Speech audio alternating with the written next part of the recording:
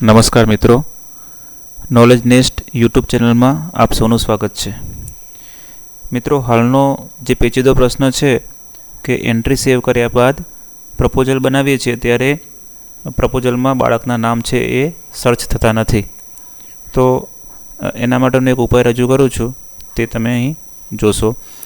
મિત્રો, આના વિશેની જે માહિતી છે એ ડિસ્ક્રિપ્શનમાં પણ આપવામાં આવે છે, તેથી ડિસ્ક્રિપ્શન પણ જોઈ લેવું.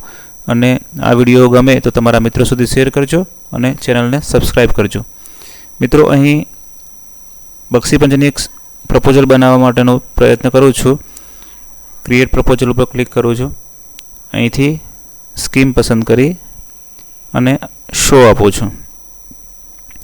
તમે અહીં જોઈ શકો છો કે no data is available for this combination, એટલે અહીં એક પણ વિદ્યાર્થી છે એ સર્ચ થતા નથી. તો આના માટે શું કરી શકાય? મિત્રો, તમારે આ ટ્રીક કરવી હોય તો જ તમે કરજો. ફક્ત જે મિત્રોને દરખાસ્ત બનાવી છે એ આનો ઉપયોગ કરી શકે છે. પછી એવું ના કહેતા કે આધાર કાર્ડ અને રેશન કાર્ડ છે એ બંને મરજિયાત કર્યા છે, તો આવું કેમ કરીએ? મિત્રો, જે ત્રીજું સ્ટેપ છે આધાર ડિટેલ, વિદ્યાર્થીના આપણે એડિટમાં ગયા પછી જે ત્રીજું સ્ટેપ છે આધાર ડિટેલ, એમાં આપણે જઈશું. અને એમાં અહીં we have taken consent of respective student parents, એના ઉપર આપણે ટિક માર્ક્સ કરીશું.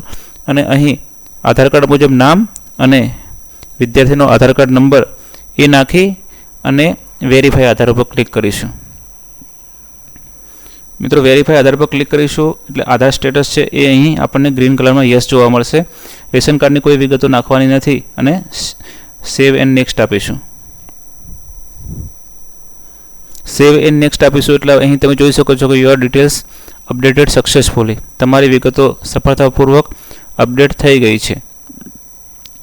મિત્રો, અહીં બેંકની જે વિગતો છે એ અહીં આપણે વી હેવ ટેકન કન્સેન્ટ એ આપી દેવાનો છે. અને એ કન્સેન્ટ આપ્યા બાદ આપણે અહીં સેવ એન્ડ નેક્સ્ટ આપીશું. સેવ એન્ડ નેક્સ્ટ આપીશું અને પછી છેલ્લે કન્ફર્મ એન્ડ ફાઇનલ સેવ આપી દઈશું. મિત્રો, અહીં જોઈ શકો છો કે કન્ફર્મ એન્ડ ફાઇનલ સેવ આપણે આપી દીધું છે. હવે ફરી એકવાર આપણે અહીં દરખાસ્ત બનાવવાનો પ્રયત્ન કરીએ. મિત્રો, એસજેડીમાં જઈ અને ક્રિએટ પ્રપોઝલ પર ક્લિક કરું છું.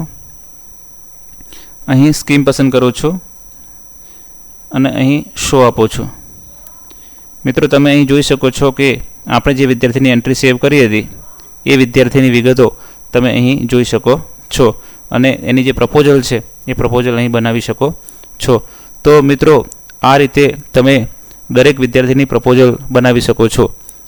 જેને આ રીતથી કામ કરવું હોય એમના માટે કરી શકો છો, કોઈના માટે ફરજિયાત નથી. આ ફક્ત તમને ઉપયોગી થાય એટલા માટે વિડીયો મૂક્યો છે. Thank you.